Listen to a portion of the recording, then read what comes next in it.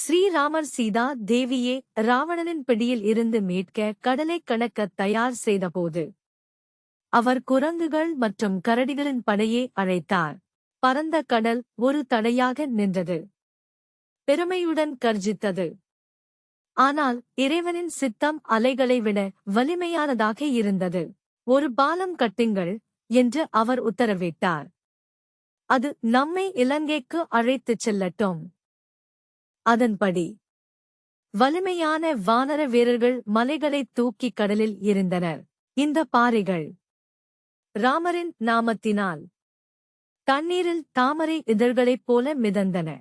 இந்த பிரம்மாண்டமான பணிக்கு மத்தியில் ஒரு சிறிய சிலந்தி தூரத்திலிருந்து பார்த்து கொண்டிருந்தது. எனது இறைவனுக்காக நான் என்ன செய்ய முடியும் என்று அது வியந்தது.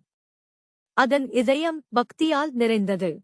சிலந்தி அங்குமிங்கும் ஓடி மணல் துகள்களை தனது கால்களில் சேகரித்து பாலத்திற்கு அருகில் வைத்தது. அதன் கால்கள் சிறியவை. அதன் அசைவுகள் மெதுவானவை. ஆனால் அதன் நோக்கம் மிகப்பெரியது.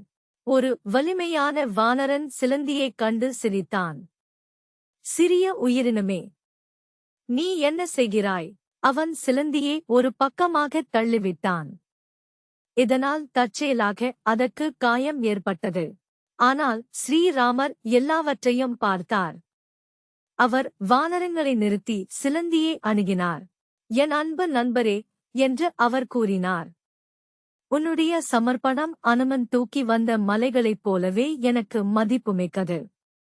இறைவன் நமது சமர்ப்பணத்தின் எடையை கணக்கிடுவதில்லை, அதற்குப் பின்னால் உள்ள அன்பையே அவர் அளவிடுகிறார் என்பதை இந்த கதை கற்பிக்கிறது.